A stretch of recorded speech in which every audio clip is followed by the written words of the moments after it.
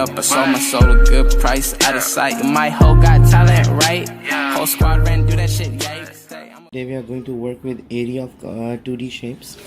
Some students were asking me about this video, so I decided to prepare this one for you guys. Area of 2D shapes is very simple and very basic idea. This mainly comprises on the properties of an object. So for the first thing that we should know that the shape that we are going to work with, we should have the idea about the properties of it. So different shapes can be identified by their different properties. For example, that square is a shape that has all four sides equal. First of all, if I'll ask you what is the area of square, of course I will ask you what are the properties of it. So for properties, you will tell me all four sides equal, like I said. So any shape that has all four sides are equal, any shape that has all four sides equal can be known as a square. Now, what is the shape for which we have the opposite sides equal? Opposite sides equal. So for opposite sides equal, we have this shape where this side is equal to this side and this side is equal to this side. These lines are just to represent the number, represent that what are the pairs, what are the pair lines.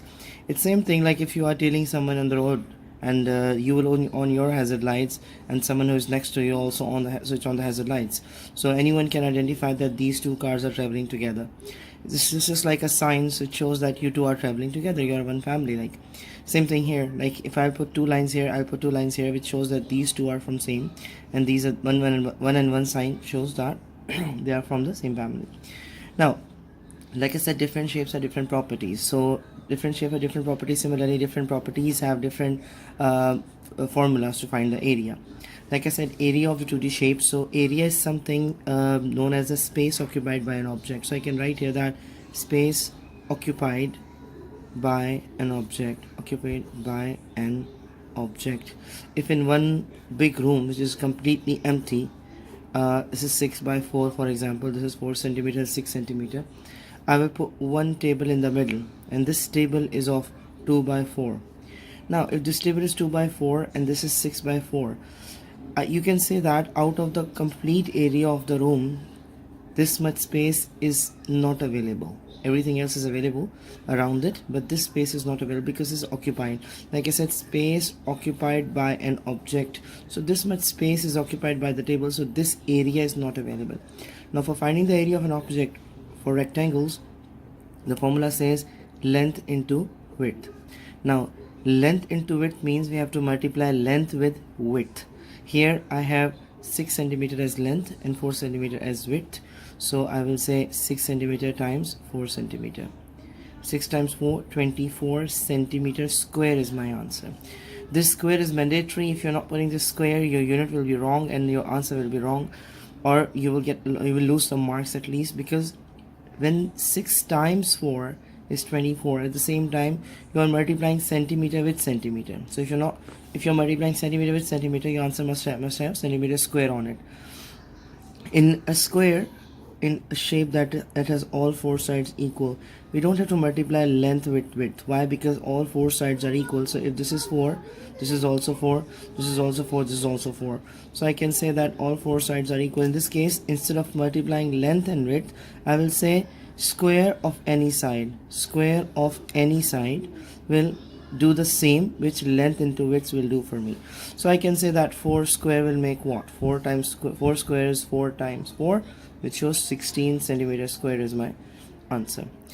If you want to confirm this, like if what is this is giving the same answer, yes, 4 times 4 will give you the same answer. 4 times 4 will give you 16 centimeter square. But for square, like I said, if the shape is square, the right formula is square of any side, any length. Any length. Now, this is the simple idea about square and circle. For triangle, we have the same kind of formula, but like I said, shapes are different.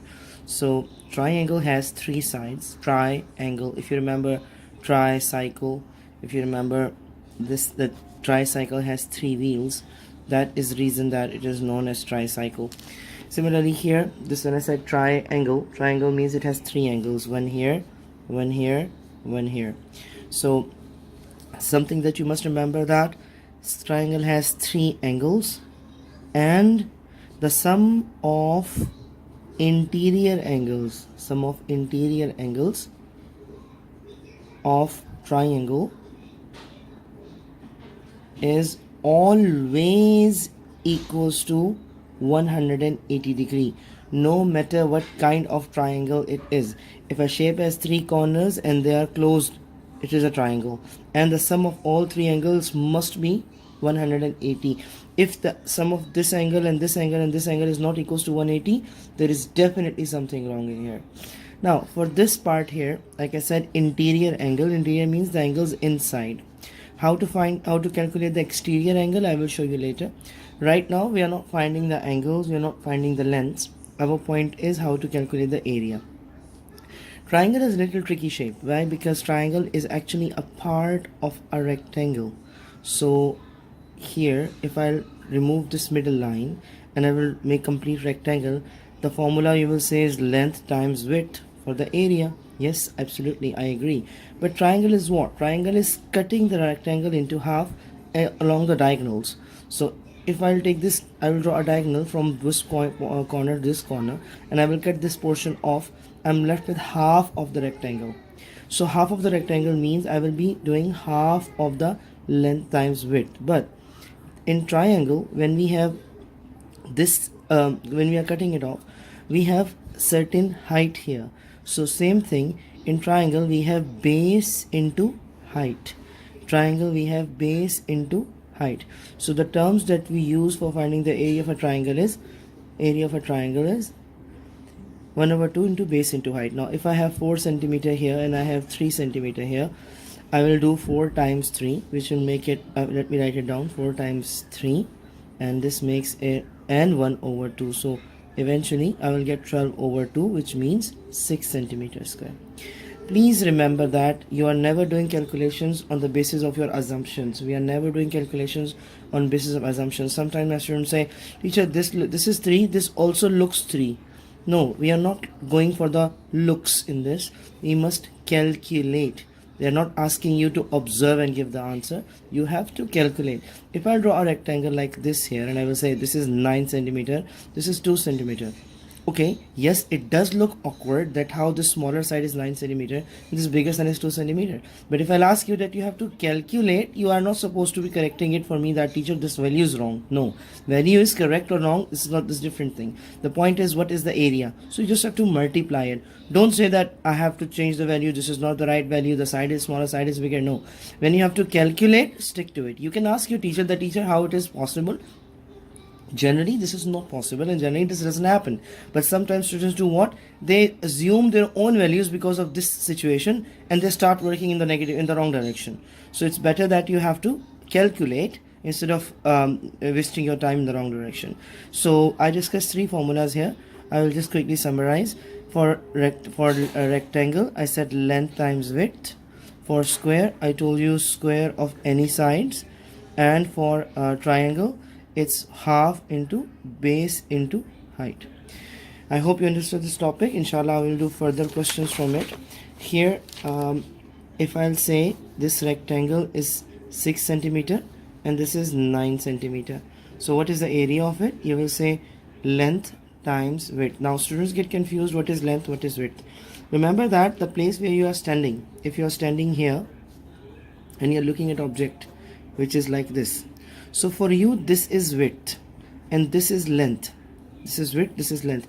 If I draw a 3D shape, then the corner of your room's wall is the height, and the wall that is touching the top roof of the room, that is actually the height. So in that case you can say that okay, it's a different situation, but right now this is length, this is width and this is length. This is width and this is length. In any situation, if you are standing in this point, in that case you can say that this is width and this is length. And if I draw a shape like this and I will say that here you are standing, then this side is width and this side is length. But in mathematics we know that in multiplication, order of multiplication, it doesn't really matter. So 2 times 3 is same as 3 times 2, but you cannot do this in 2 minus 3 and 3 minus 2. This will be absolutely wrong. And same thing for division, you cannot do this in division also. But for multiplication and addition, 2 plus 3 or 3 plus 2 gives you the same answer. Turning back to my question, this is the shape and I have to calculate the area of it. So the formula is length times width.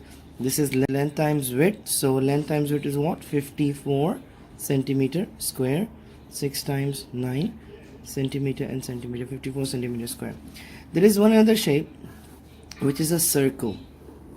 Formula for finding the area of a circle is pi r square. Area of a circle is pi r square.